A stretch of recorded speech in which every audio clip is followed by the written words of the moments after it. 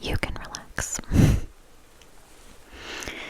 This is my very first video, and I'm a weird mix of excited and nervous, which is funny because I've been watching ASMR for a very long time, so this should be not weird to me, but to see the other side of it is very interesting. So I'm trying some different setups, and hopefully this will work out and be tingly, tingly, tingly, tingly for you.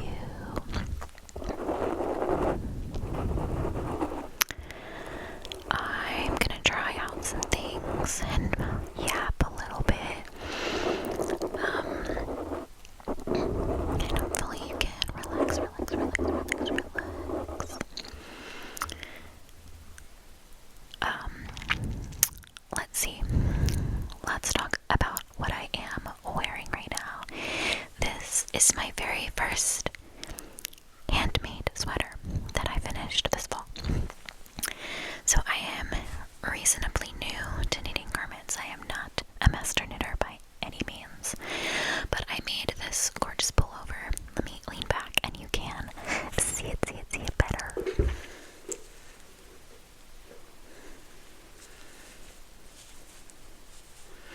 I'm obsessed with the V-neck, and if you're a knitting nerd, there's an intarsia double knit collar and blanket. So I love this V-neck. I was hesitant to make sweaters because I'm not someone who likes a really high neckline, and I know that a lot of people complain when they make their own clothes that sometimes the neck is too high.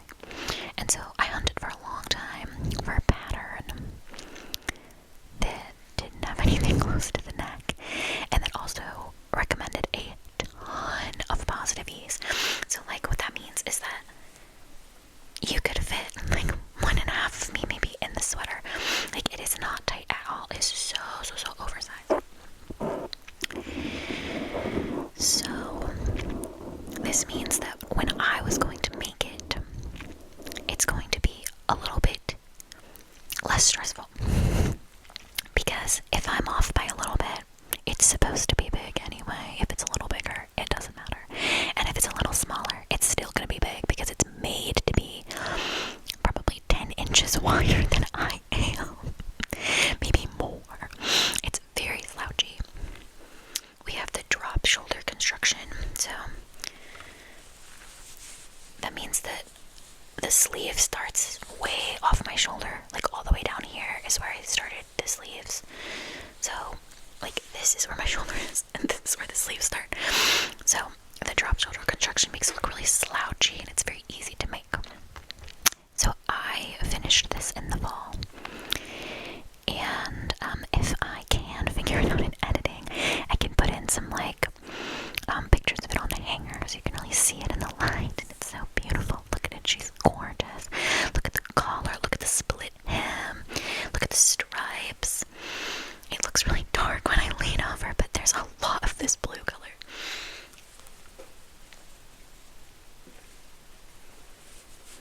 Like, it's so oversized and so cozy, and it's like it's giving ASMR to me.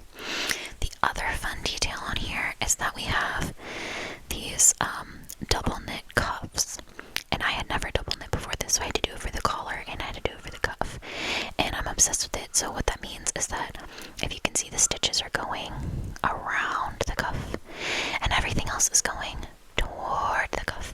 So at the end I had to do this double knit cuff, meaning I had to go the other way.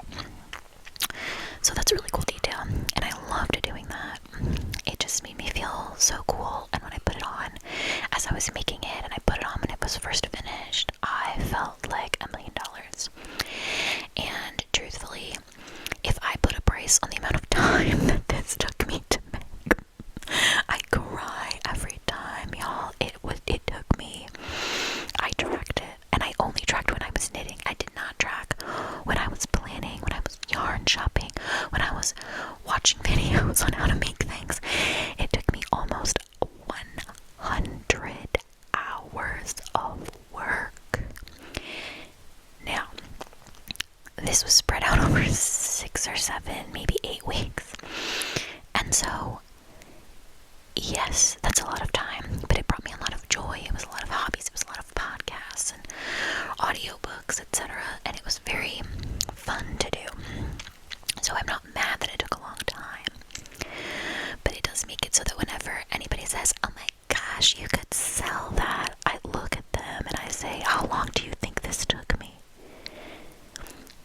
And they think for a second, and then they look at me quizzically, and then they just ask me how long it took me. And I said, well, let me put it this way. If I paid myself a minimum wage plus the yarn costs,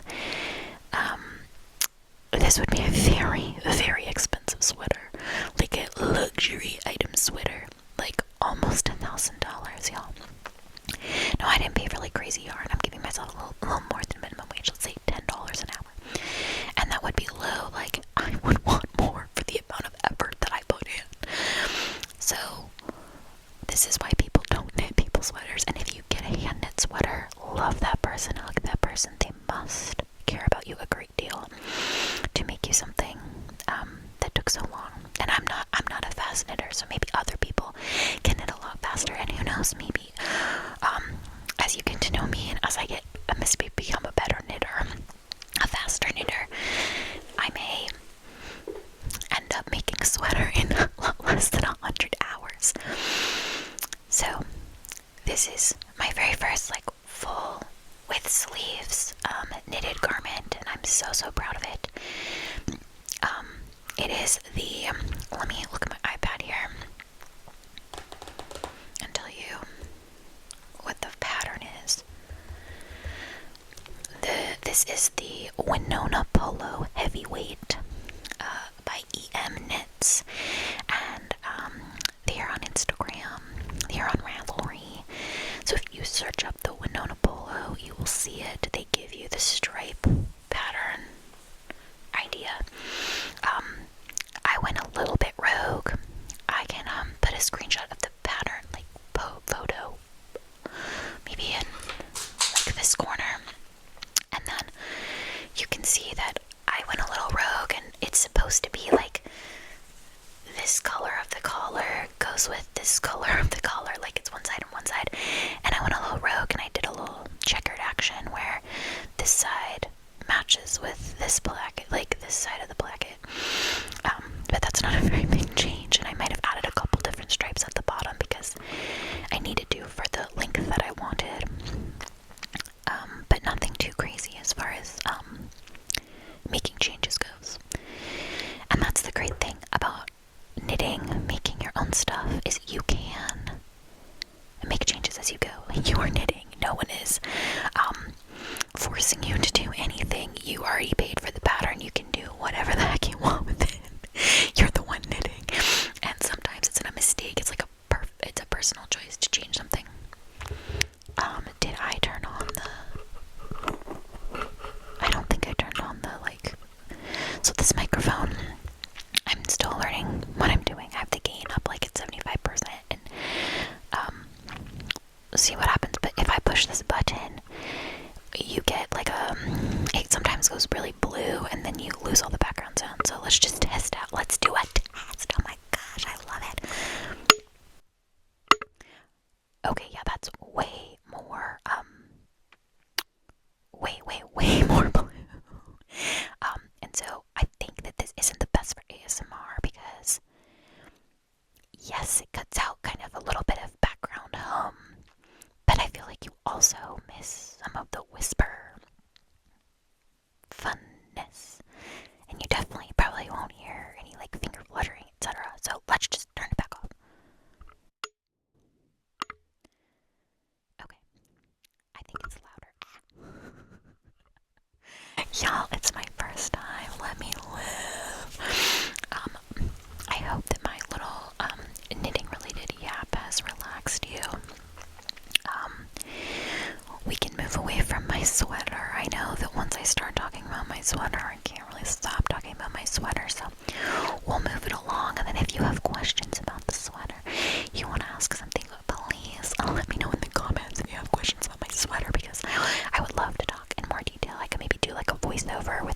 research and stuff to show more details when the mic isn't like dead in front of me. But I really like how this mic sounds really, really close. So,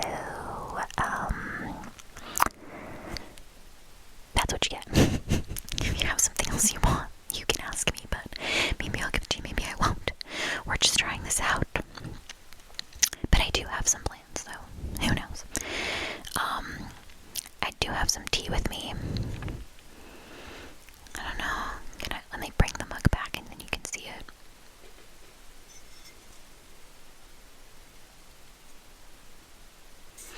It's a gorilla mug. And guess where it's from? The zoo. I love a zoo.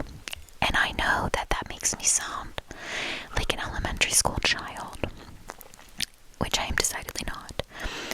But I love a zoo. If you cannot go to the zoo and have childlike wonder and watch the animals and watch them in their little enrichment toys and eating random things, I just love a zoo.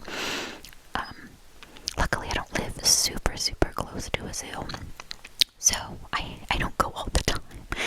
But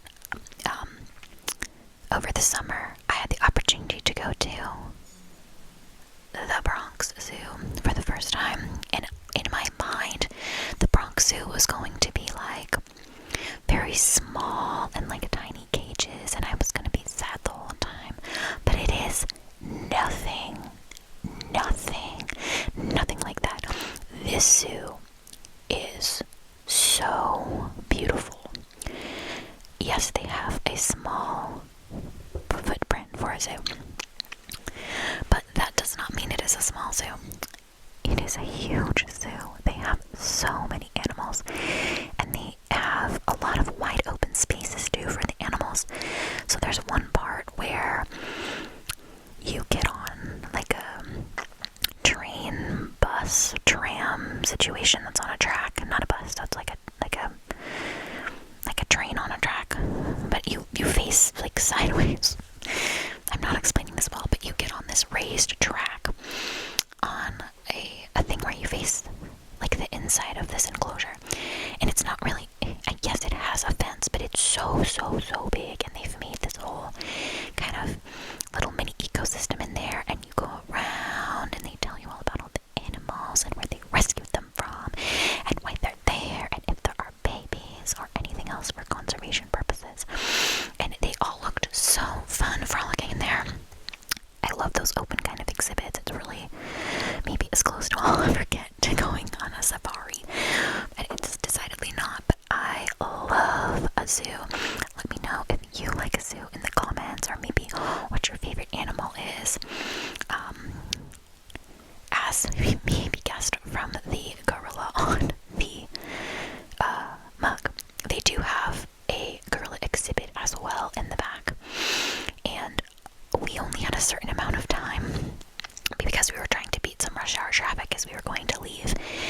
And I had seen online that this exhibit was new-ish and very good. And so my parents were like, well, maybe we'll skip it. And I was like, no. We can skip anything else, but we are gunning it to see the gorillas, because not every zoo has them.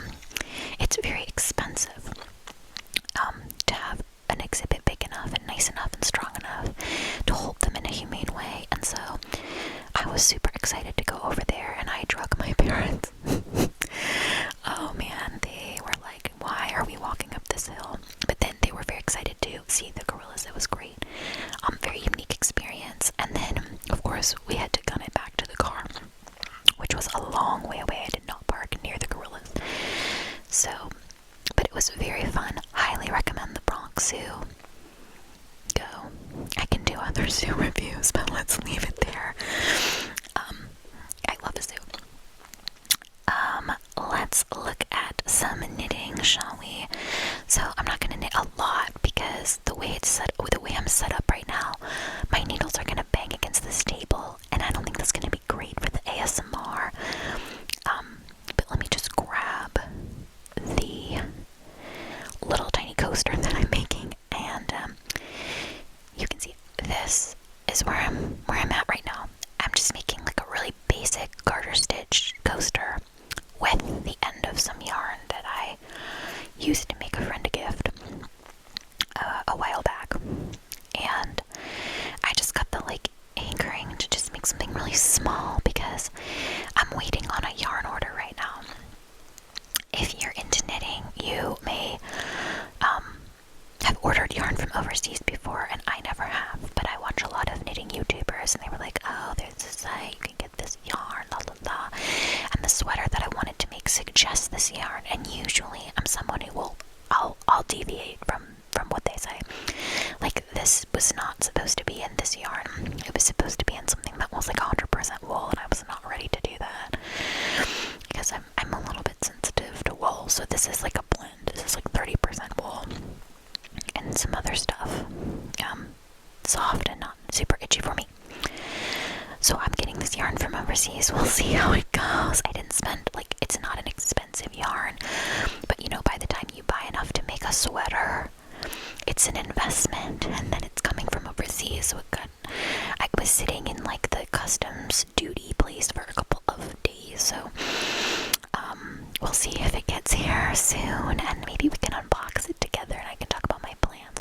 But that's why I didn't want to start anything very big, and I put away all my Christmas coasters with my Christmas colored yarn that I had made a little bit ago, and now I'm like, oh, I need more coasters, so we're making one. So we can do a row here, and hopefully it won't be so loud against the table. I'll be really like delicate with it. Oh, actually this is working okay because the cord is kind of in front of the table and not banging on it super much like it was earlier. I mean, you guys weren't here for that, but it wasn't great. So yeah, this is just a garter stitch. Gonna be a coaster, nothing too crazy, and probably not even for like hot things, just for like warm things maybe, or you know, like water glasses and stuff, or just something soft, like a muffle sound, etc. Like, I know that people get really sensitive when people make like coasters or pot holders out of yarn that has plastic in it, like acrylic, and to that I say, you know, if it melts, I'll just throw it away. I'll do what I want. And if you have strong opinions about that, let me know down below. But there was one row of this. I'm definitely not going to be able to turn my work without making a lot of noise. Well, maybe I can. One moment, please.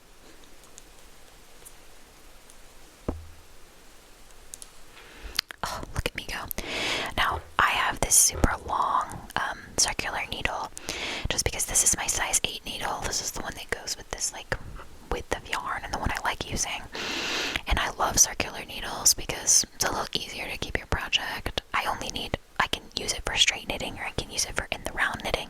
It's what I used to make this sweater, or like 90% of this sweater.